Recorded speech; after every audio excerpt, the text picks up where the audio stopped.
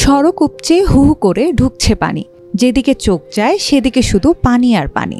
অথই পানির জলে ভাসছে গ্রামের পর গ্রাম।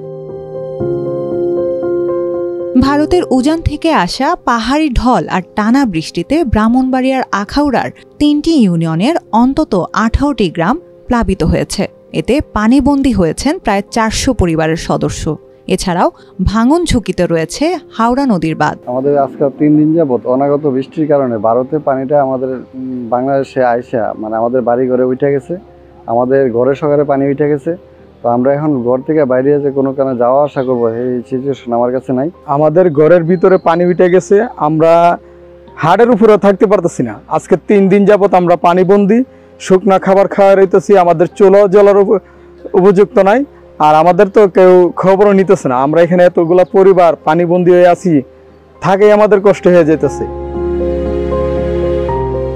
পহেলা জুন সকাল থেকে আখাউড়া উত্তর, মোগরা ও মণিয়ন্দ ইউনিয়নের ভারত সীমান্তবর্তী গ্রামগুলোতে পাহাড়ি ঢলের পানি প্রবেশ করতে থাকে। এতে করে সীমান্তবর্তী কালিকাপুর, বঙ্গেরচর, ইটনা, বাউতলা, কেন্দুয়াই ও আবদুল্লাপুর সহ অন্তত ১৮টি গ্রাম প্লাবিত হয়। তলিয়ে যায় গ্রামের অধিকাংশ সড়ক।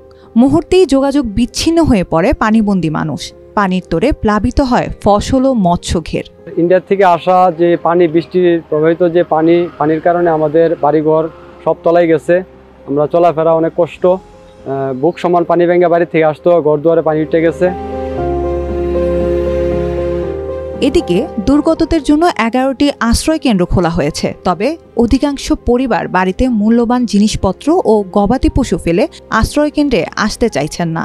ইতোমধ্যে দুর্গতদের মাঝে শুকনো খাবার বিতরণ করা হয়েছে, আরও ত্রাণ সহায়তা প্রস্তুত করা হচ্ছে। আমরা তাদেরকে শুকনা খাদ্য সহায়তা দিয়েছি এবং এই মুহূর্তে আমাদের যেই প্রধান যেই লক্ষ্য, আমাদের যে হাওড়া যেই ব্রিজ, এই ব্রিজটা রক্ষা করা। যদি এই ব্রিজটা রক্ষা করা যায় তাহলে হয়তো বা ক্ষয়ক্ষতি একটা সীমিত আকারে থাকবে।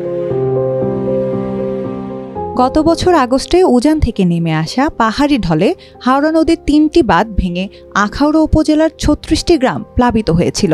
তখন ৫,০০০ মানুষ পানিবন্দী হয়ে পড়ে। এতে ১৯৫ হেক্টর ফসলি জমি ও প্রায় ১২ কোটি টাকার মৎস্য সম্পদ ক্ষতিগ্রস্ত হয়েছিল।